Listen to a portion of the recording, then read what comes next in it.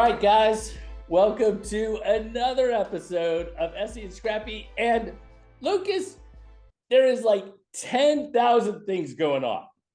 Yeah, lots and lots going on. Right, so we're going to have to rifle through this pretty quickly because we got a lot of things to cover in 30 minutes. And 30 minutes. Yeah, okay. No, it's our goal is 30 minutes. Whether we make 30 minutes or not, that's our goal. Sure. Okay. All right. So first, before we get started on that, you got your Fat and Scrappy shirt on. Don Father Duels. Any feedback on how all that went? It went awesome, man. I mean, if you don't know, ladies and gentlemen, Fat and Scrappy brand on YouTube. I've started to post highlights from the event, not only of my team, but I posted some Assassins clips as well. And that account will now, I was really bad about using it previously. Really didn't post a lot, but now there will be stuff on there going forward, just for reference, everyone. Well, and our weekly show, I'm gonna give you a copy so you can post it over there as well. So it'll be there too, yep. Right? That'd be awesome. Yeah. And then is there gonna be anything else on the channel? Yeah. So actually, very funny you mentioned that.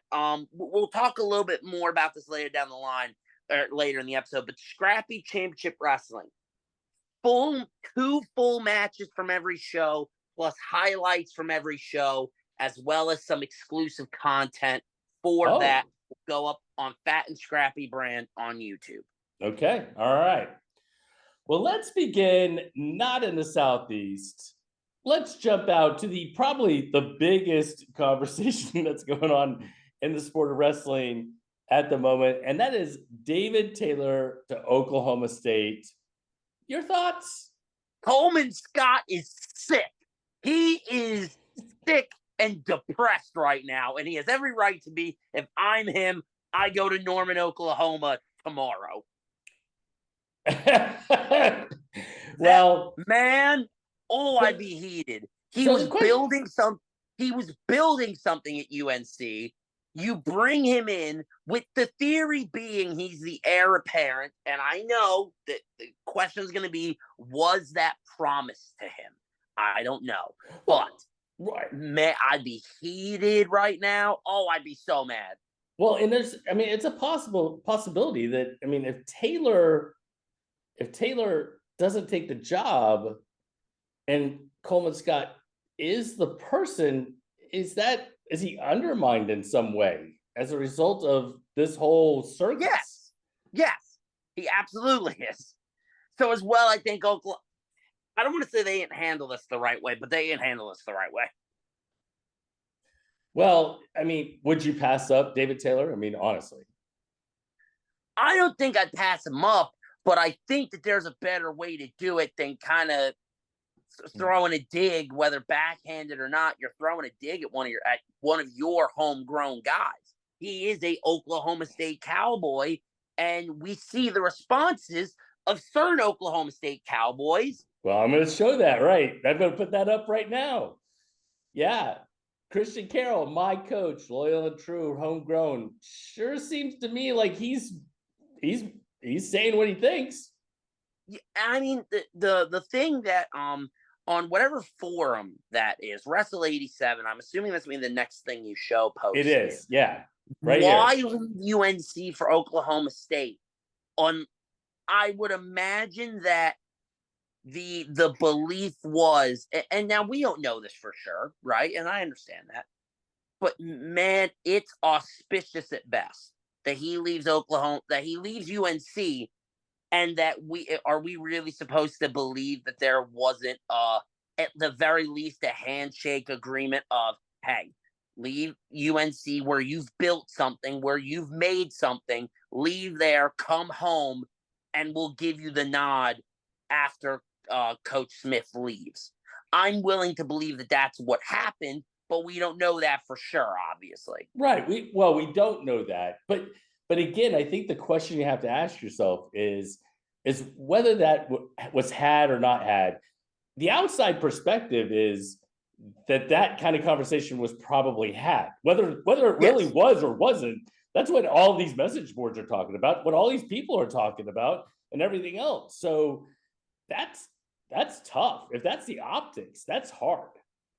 Not only is it hard if that was the optics, man, you're going to split the locker room on accident, is what I also can imagine happening. If you bring him in, imagine if you bring in David Taylor and Coleman Scott stays. I would imagine you have now split your locker room. All right, so let's go to the last one as it relates to this, and let's go tinfoil hat conspiracy theory with this tweet. Just another stage in Kale's plan for world domination. All those inside his circle to interview for head positions, only to turn them down and undermine the eventual hire. Are you buying the conspiracy theory? I'm not buying it. It's funny as hell, though, but I'm not buying it. So it's funny. That's one of those where it's like, oh, okay, guy. Like, okay, it's funny. I don't think that's the case. Not likely, if right? It is, Kale's more of an evil mastermind than I thought. Right. But yeah, I don't think that's the case. But it is very funny. At the end of the day, this is it. We are now filming this on Monday afternoon. I don't think any announcements have been made yet, but there's things are rolling. This will be posted on Tuesday. At the end of the day, whether it's today, tomorrow, or later this week, who is the next head coach at Oklahoma State? I think it will be Coleman Scott. I don't see David Taylor making that decision. I just don't, because I think he's still. I don't think he's done competing.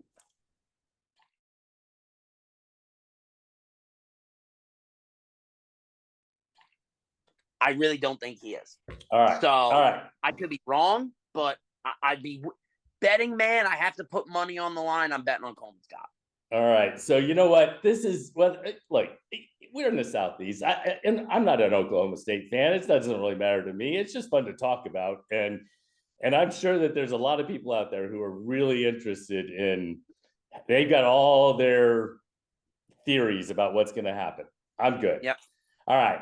So moving next, I had a chance to speak to your new, before I talk about the new head coach, because this is a reestablishing of a Georgia program in Division II wrestling, Shorter University, bringing back that program. How awesome is that? I'm very happy to see that. I think it's a great step for the state, for the growth of the state. I think it's a huge step.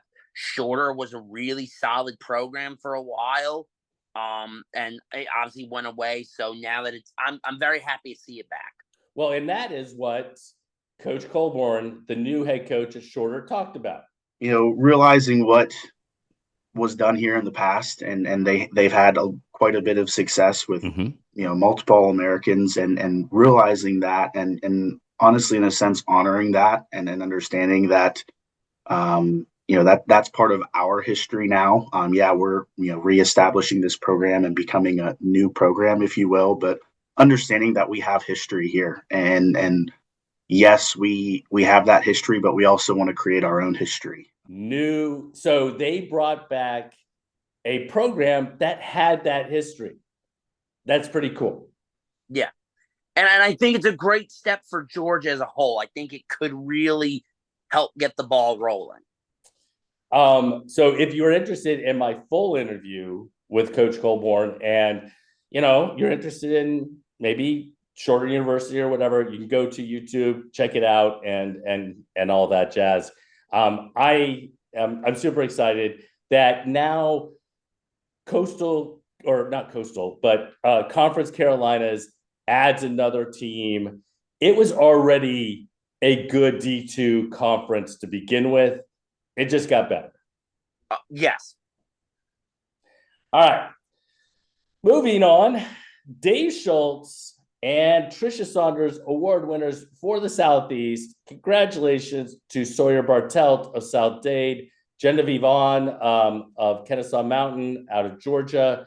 We could talk about kind of other things playing a role in the selection of who are the region finalists and things like that. But I mean, it's hard to argue with the success of both those individuals on the mat. And I know that there were some fantastic individuals who were in the running as well. Seth Larson was a 4-time state champion in Georgia. Cam Stinson didn't lose a high school match in North State, North Carolina, and all those things. But in terms of, I mean, Sawyer Bartelt and Genevieve certainly have those wrestling accolades behind them. Yeah. So, any surprise about the selection of those two? Not really. I actually think that these were the two. I think I took out Larson and On because I didn't want to pick them just because of the friendship I have with them. But I think that these were the two people that I said were the front runners. So I'm not necessarily surprised. I'm very interested to see if one of them could win the whole thing. Yeah. Well, and you know what? That will be announced in a couple of days, I think. Oh, nice. Maybe I think one is announced on Wednesday of this week and one is announced on Thursday of this week. So best of luck to both of them. All right. So let's now move to state tournaments. Freestyle Greco state tournaments across the Southeast happened in Tennessee, Alabama, North Carolina. I believe Florida had their Father Devine tournament. For those of you unfamiliar with Father Devine tournament has traditionally been a tournament that is a qualifier for your duals teams for Florida. What kind of stood out to you? Let's start with Tennessee, Alabama, North Carolina first. Just the lack of numbers was kind of depressing. Like, I'm looking at junior brackets in North Carolina. I'm not going to pick out weight club, but like junior 155 had two, or sorry, that's 16 under girls. Sorry, but I mean, that had two. Junior boys 165 had three. Junior boys 150 is one of the bigger ones, had like 11. But most of these brackets, you look at 113, it's 4-man brackets, it's 6-man brackets. So why? And then in Greco, it's a wasteland. Greco, you have brackets with 1 kid, 0 kids across in juniors and in cadets. Yeah. So why is that? Why do you think that is? Don't ask me that question because I'm gonna say something I don't want to say. Well, the answer is stupidity. That's how I feel like it's stupidity, whether it's on the level of athletes, of parents and coaches, organization. There's something amiss here. Now, I am in North Carolina's Facebook groups where parents and coaches are talking about it and trying to get things to figure out what to do. So I don't think it's on them. I don't know if it's athletes just not wanting to do it and not realizing that freestyle and Greco makes you demonstrably better at folk style, or if it's an organizational thing. I don't know. But it's the word I'm going to use is stupidity. It's stupidity on some level. I don't know what level, but there is a level of stupid somewhere in that mix. So I'm a numbers person, and I know this, and that is, if you look at the number of high school athletes in each of the states,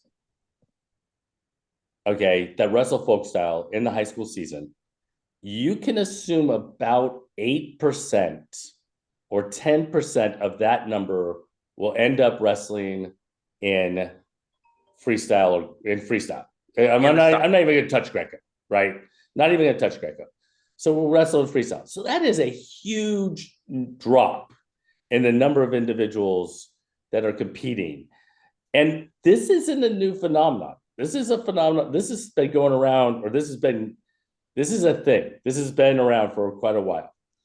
Yeah. And the thing that I would like to know is, do we see the same sort of thing in Pennsylvania, in Illinois, Ohio? Is this the reason that we don't necessarily, we close the gap for a little while, and then next thing you know, Illinois wins like a ton more Fargos?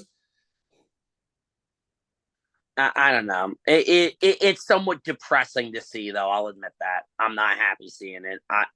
I mean, I remember, and I hate being the old, it coming off this way, but in my era, I mean, the Georgia guys can attest to this. We would look at other states' brackets and see now you at the lighter end of each age group and the heavier end, you would see brackets of 3, 4, 5 guys. Right. But there was a year my Freestyle State bracket was a 32-man bracket. I think it was like 18 kids, but still, it was a 32-man size bracket. Is that right? Yes, it was. I forget the year. It was one of the years that I placed but didn't win. I want to say the bracket had like me, Desario, Paul Watkins, Jackson Smith. Again, fantastic bracket looking backwards. But I'm just talking about pure numbers. And the other thing is we would see brackets in Tennessee that were 8, 9 guys big. South Carolina was always a little on the smaller end, 4, 5. North Carolina, we would see middleweight brackets with 7 to 8 guys, and that was consistent. And the other thing is most of us wrestled Greco too. The whole specialization of only wrestling freestyle was not as often. And don't let anyone try to lie to you, ladies and gentlemen. This isn't a historic thing. Again, my experience, most of us wrestled both styles. It's just, I hate seeing the numbers, especially when I look at Greco, I get pissed off. I look at Greco and I get mad. Well, Greco it's smaller. Is there any individuals? Okay, wait. Go ahead. Hang on. If you don't wrestle Greco, I don't want to hear you cry if you get thrown in the folk style season. I don't want to hear you cry. Come on, bro. Why not wrestle Greco? Are you afraid of getting thrown? Is that the issue? That's what I think most of them are. That's what I think. I really believe that. I think mostly it's fear. And again, if I'm wrong, someone tell me, right? If I'm wrong, tell me. But if you're scared to get thrown, you are more likely to get thrown. Because when you wrestle scared, you wrestle bad. Coach Etheridge called it puckering. I won't explain the analogy. Figure it out on your own. That's what Google's for. But at any rate, if you don't wrestle Greco and you get thrown in the folk style season, I don't want to hear you cry about it. Your fault. All right. So you know what? Let's go ahead and tip a cap to like a couple of kids who actually did toe the line and actually, stepped up and maybe did really well. Okay, so for me, when I look at North Carolina, Elijah Murray at 157, he wrestled real solid. I'm only going to give you 3, so pick 3. All right, so I'm going to go with Elijah Murray at North Carolina for one of them. Devin Connor, he won both styles and looked really good while doing it at a Pembroke RTC.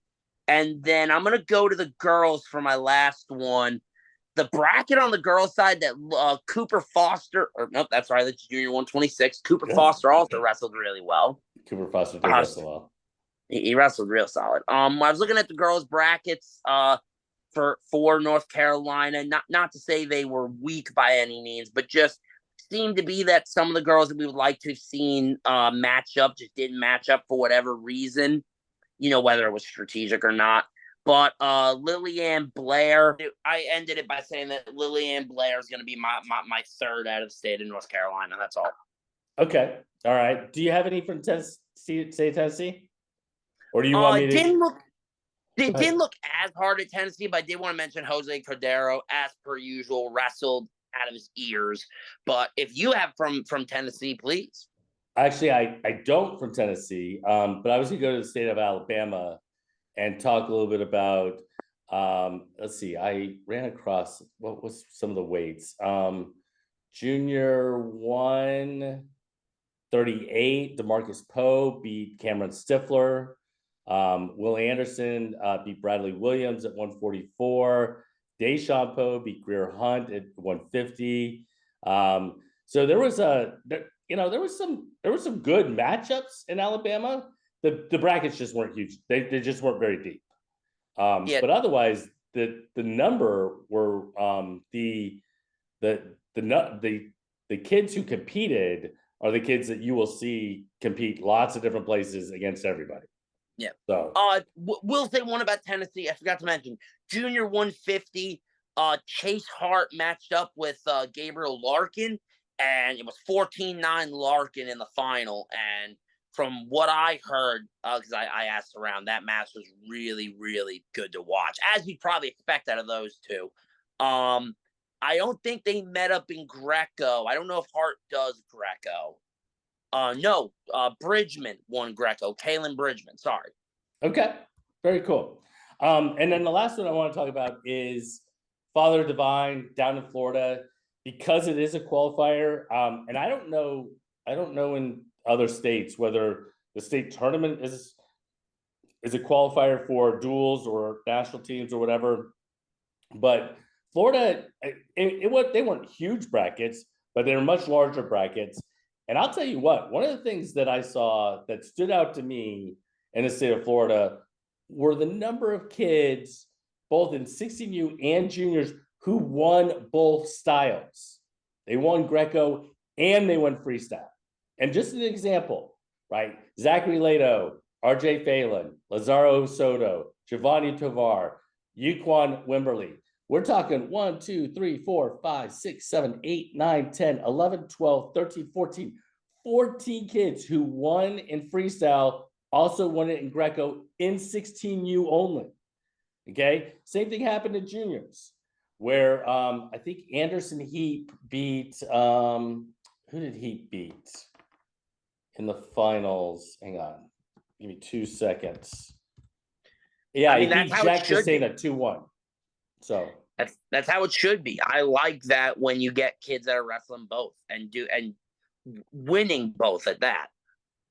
Well, and the truth is, if you want to have success at, in Fargo, if you want to have success as a state in national duels, and you gotta get your best kids to keep coming out and competing. Agreed.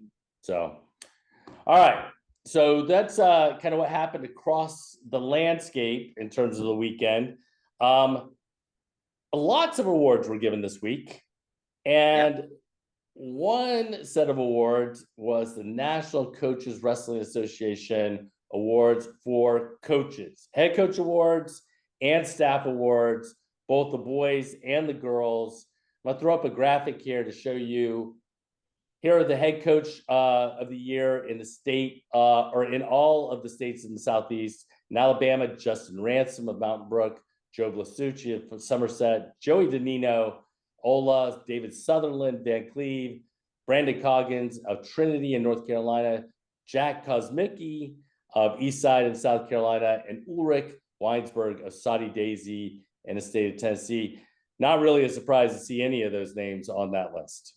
No, but I'm happy that Danino's getting his flowers. Love that dude. Shout out to him. He's a hell of a coach, and Ola's turned into a really good program, not just because of him, but he is very.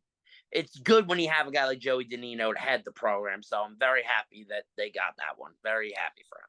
On the boys' staff of the year in the state of Alabama, we have Mountain Brook. Florida, we have Swanee. Georgia, you have Social Circle. North Carolina, Seaforth. South Carolina, Chesney. And in Tennessee, we have McCallie. I don't know if there was one for Mississippi. I didn't see it. Doesn't seem like it. I'll have to go look that up if that's the case. But man, again, we've talked a lot over the course of time about it's not a single individual. It's not the head coach by themselves that get the job done. A staff is really what makes a lot of those things happen. And those staffs for each of those programs across the Southeast are quite good. Yes, agreed. All right, so let's go to the girls' award winners. The head coaches award winners for the state of Alabama, Matthew Gittens from Central Phoenix City, Kenny Day from Hernando, Russell Scott from Jordan in Georgia, Chris Hodgins from St. Martin in Mississippi, Brandon Locklear from Hope County in North Carolina, and Chris Bedell of Northwest in Tennessee. One of the things that stands out to me is I couldn't find a list for a South Carolina girls head coach or staff. South Carolina's not sanctioned yet, or is it? No, it is. It is sanctioned. Oh, then I don't know. Oh yeah, it's absolutely essential. What the hell am I talking about? Never mind. I'm stupid. Carry on. No, it's okay. But that's weird, right? I mean, what? No one submitted names, or One how's note that stuck work? out to me. I didn't know Jordan was a vocational school. Mm-hmm. Yeah. So that's what stuck out to me. Okay. All right. And then the staffs of the year for the state, for the girls on the girls' side, the Daphne High School staff in the state of Alabama. Boy, I'll tell you what. And I've got some news in the future that we're going to talk about as it relates to Alabama girls. But that's going to be in a future show. But I'll tell you what, if there is a program, these programs have some outstanding staffs. Daphne, Freedom in Florida, Woodward Academy in Georgia, Lumberton in North Carolina, Montgomery Central in the state of Tennessee. Yeah, makes sense. Shout out to Woodward Academy, their group. I mean, especially everything that went on the men's side, that girls team hunkered down and their entire staff. It's just very impressive to see from Woodward how they transitioned. Well, and Coach Fritz has got, them moving in a particular direction. Coach Bush in Florida, Freedom staff is obviously they're doing exceptionally well. Is there a staff or a coach that you think maybe could have been mentioned that wasn't mentioned? I don't want to say directly. I mean, there's a ton of great coaches across the Southeast, so it'd be tough to pick one and have it not. You know what I mean? But, yeah, I'm not advocating replacing anybody at all. Yeah, I'm just saying, is there a particular staff that you looked at and you went, I could see where I would like to give a shout out to Lumpkin as their whole community. I feel like whether you would call it their staff or whatever the case may be, DeGraff and Haig and that entire group, Coach Matthews, have Lumpkin backfiring on all cylinders. I'm excited to see what the future holds for the Indians. So Lumpkin County probably would be one school that I think could have gotten a nod, at least out of Georgia, where I'm most familiar. Well, I think that in Tennessee, Mount Airy, North Carolina, maybe as well, their staff. So I think in Tennessee, maybe Cleveland. I mean, they get a lot of accolades, so I'm not saying that that should be the case, but Coach Boskin and Coach Knox both, have those. Yeah. Their teams are humming, man. I will say that now that you say that, yeah, on the girls' side, probably would have. Very well. But by the way, Bedell is a hell of a coach at Northwest. Let's make that clear. Chris Bedell's a hell of a coach, right? Let's make that clear. But I watched Boskin take my girls' team down, and I was like, well, there ain't much I can do about this, is there? Because I knew who I was coaching against. I was like, well, I'm gonna do my best here. Definitely. And really, one of the things I like about the coaches awards that were given is that it's not necessarily the number one team.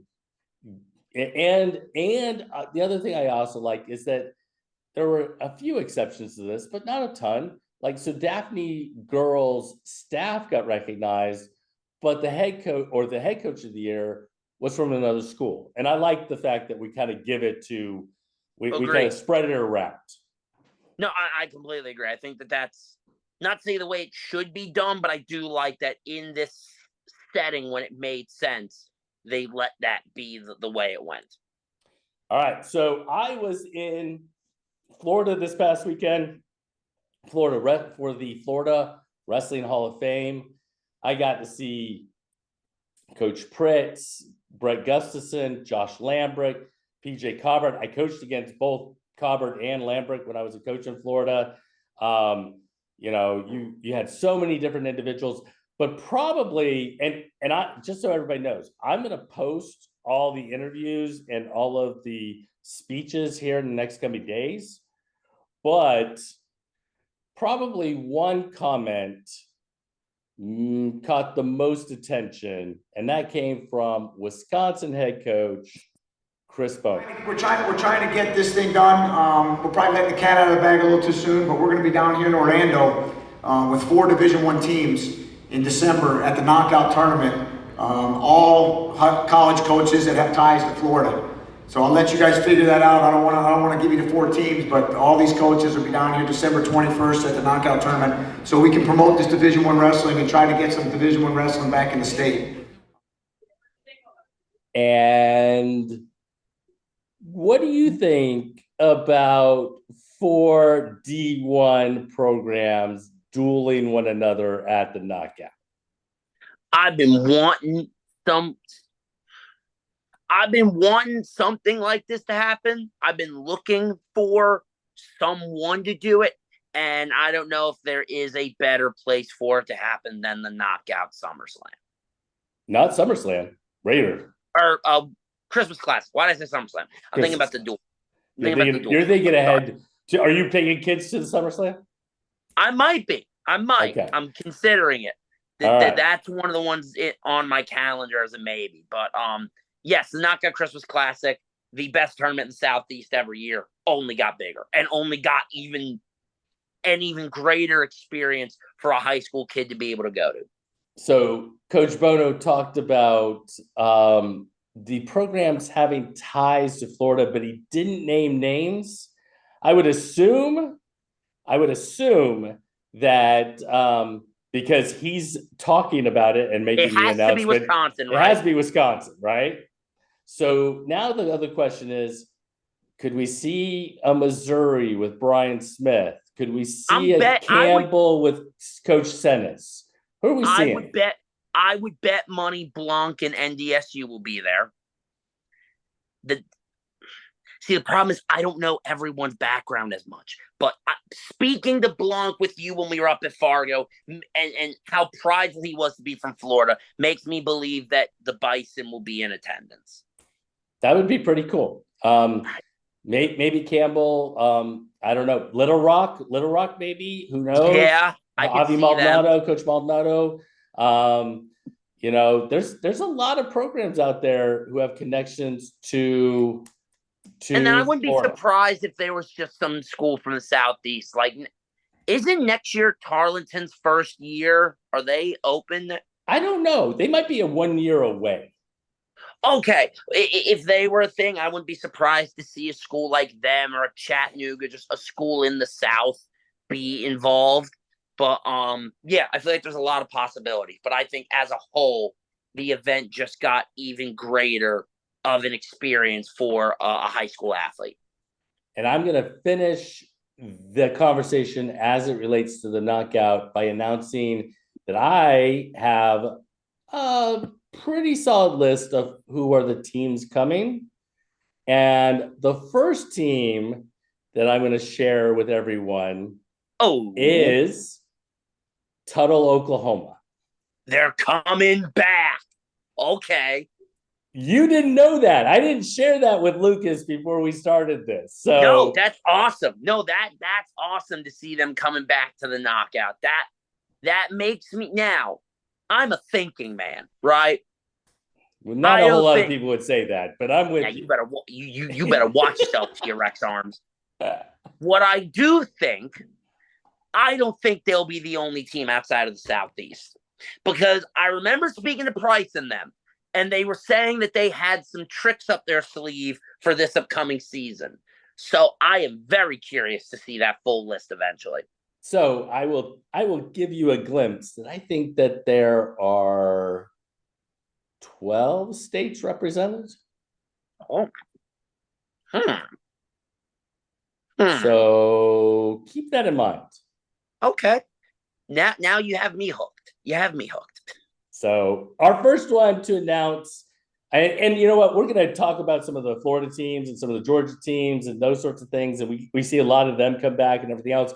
But we like to start off with a team that, number one, beat Baylor and Woodland when Woodland had Henson and Jackson Smith and all of them. Had the crew.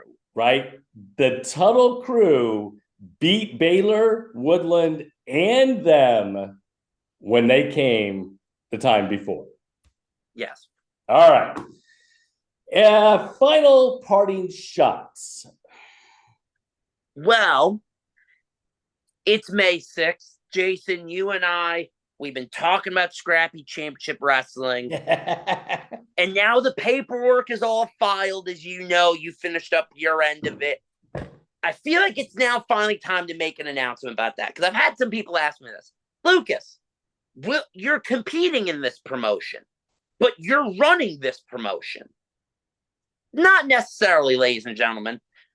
I am very happy to announce that Jason Fulmore will be taking on all day-to-day operations at the helm of Scrappy Championship Wrestling as its commissioner. Now, that has a lot of questions that will be led off of that. The main thing to understand, ladies and gentlemen, is as of May 3rd, 2024, Jason Fulmore has direct operational control of SCW, which for me allows me to focus on winning that beautiful middleweight world championship that I'll be competing for May 19th in the Royston Dome. Oh, of course I do. The second one came in today. So of course I have the beautiful big gold with me. I'm very excited. It probably should be sitting, let's be honest, it should probably be sitting in my possession. It probably should. I'll give them to you if you're at the Royston Dome. Because Scrappy hasn't won anything yet. That's fair. I can't even be mad at that. That is fair. And let's not act as that middleweight bracket is not stacked. You know, my first round draw, Austin Thorne, is no slouch. You got AJ Black in the mix, and myth in the making, Marcus Manos. He is a hell of a competitor. So again, if you are able to, May 19th, 305 Cherry Street, Royston, Georgia.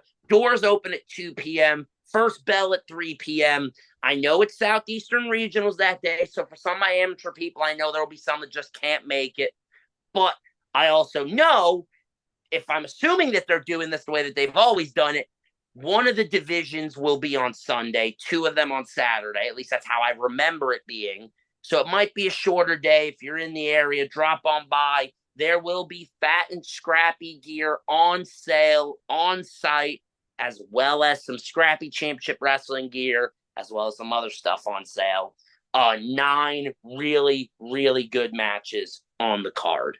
So the one thing I would say is that I agreed to do this because with one condition. Well, there were a couple of conditions, honestly. Yeah, for me to be in charge. I had but a condition. I know there were a lot of conditions. But a condition was that the championship rules matches will be 15 minutes long, and if there is no winner, it will go to the judges' scorecards. So okay.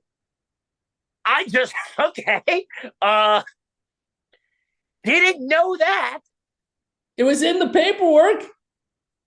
I had my mother file it. I should have read it, knowing me. Should have read it. That is an important one, man. That's an important one. I like that.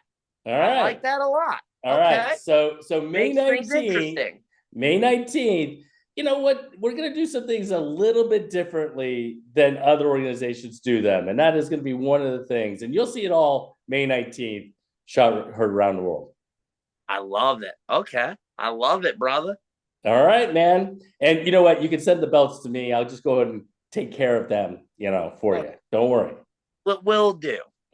All right, everyone. That is our show this week. Who knows what will happen with David Taylor at Oklahoma State? Congrats to Shorter. Really congrats to all the award winners. Best of luck, Genevieve and Sawyer Bartelt. And you know what? Yeah, I mean, make the weekend of May 18th and 19th a lot of fun. I'm gonna be up at the Southeast Regionals, and then dipping my way over to the big event and Scrappy Championship Wrestling, and gonna crown some champions on Sunday afternoon. So should be a lot of fun. Lucas, it's gonna be a blast, man. Yes, sir. Thank you. Have a good one. All right. Take care. Peace.